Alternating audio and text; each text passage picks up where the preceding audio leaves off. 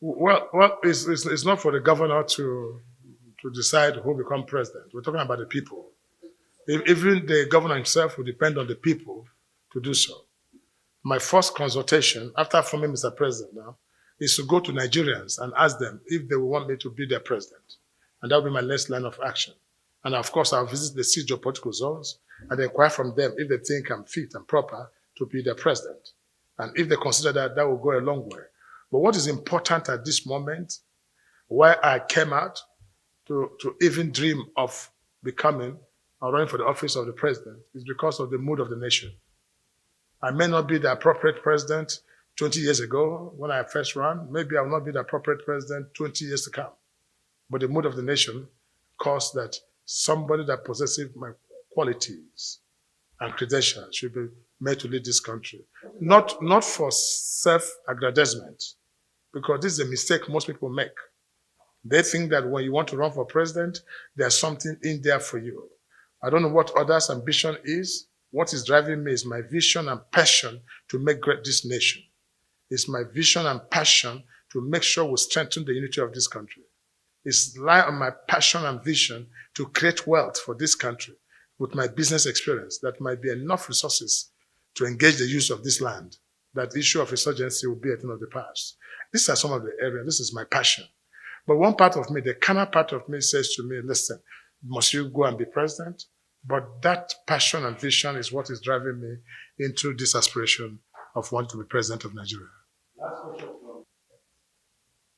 One of the duties of a president is to protect the law of the land.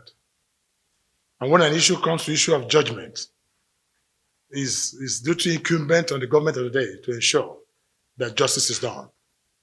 I came to demand for justice, that it should prevail. And as the custodian, as the leader of our nation, he should be meant to know that such is going on. I didn't come here to say, I'm not asking that I don't want to be investigated by EFCC or harassment or what. That's not the issue.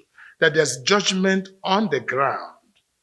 There's judgment and there's order of court that I'm asking Mr. President, who appointed the EFCC, to recall that there was the law that established EFCC. And if that law is good to make somebody EFCC, that law should be obeyed too. So I'm not asking Mr. President to speak on matter. I'm talk about judgment of the courts, which we all swore to uphold the Constitution of the Federal Republic of Nigeria. Well, I want to tell you about what happened in the case of Uche Nwosu, who by happenstance and by natural design became my in-law. He became my in-law as an adult and as a man who is standing on his own, wanting to run his own family. I wish Uche Nwosu would have spoken on this matter himself, but he must be told that the case in question was an issue of abduction, and the police has confirmed that the policemen that went to the church in mask and hood that abducted Uche Nwosu were police from the government house, and they were under the directives of the government and the governor of the Imo State to go and carry out that unholy act, which almost saw that gentleman a dead man. Again, I've met the police, the Inspector of Police on this matter, and I've inquired to know where is the justice. But I've been told that the Shaba, who is the CSO, DSP Shaba, who is the CSO to the governor, has been arrested by the police. But the question is that I also learned that he has been long released. I'm also asking, where is the justice? But also I'm told that the report has come to the presidency. I'm still waiting for what this justice will say concerning this great act of inhumanity to man. Recall that Uche Nwosu was abducted and his clothes removed and handcuffed, sent to the whole world just to dress this great sin.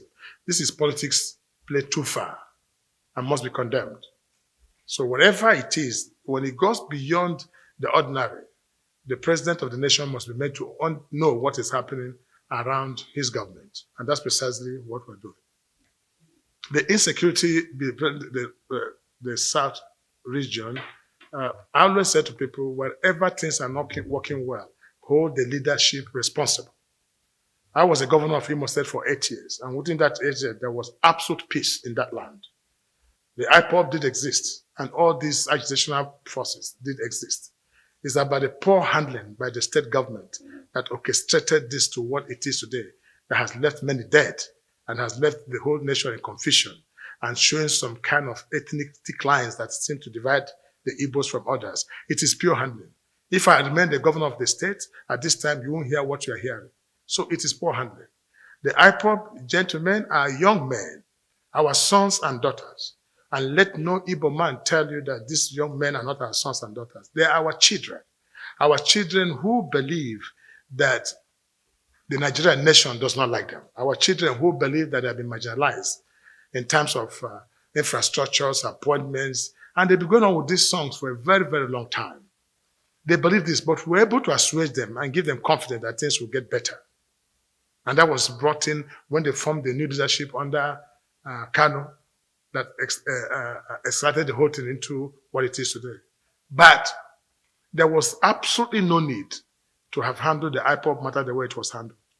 In the first place, bringing the Air Force and the Army into the matter, reading from the air, was wrong and completely wrong. Asking the Air Force to take a fighter jet to go to war in my selectoral zone Olu, to fight young men, and that was wrong.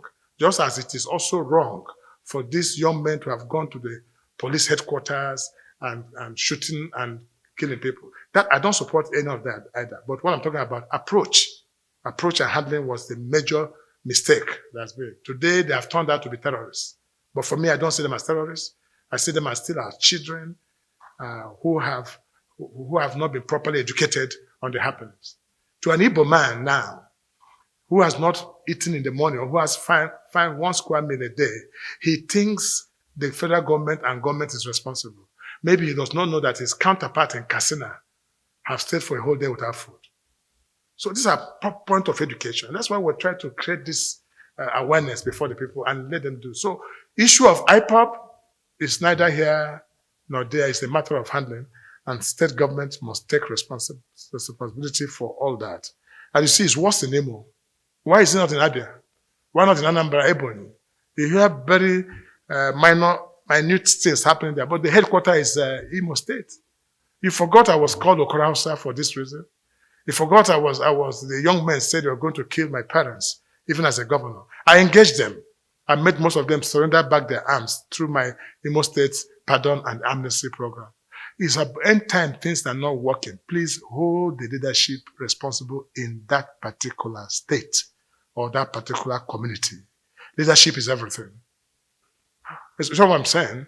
The activities that went on later called for that, but it was a needless action to have even started, something that you can handle and not allow it to escalate. If the federal government made them to call them terrorists, it's the state government that made the recommendations and created that image that presented the boys as terrorists.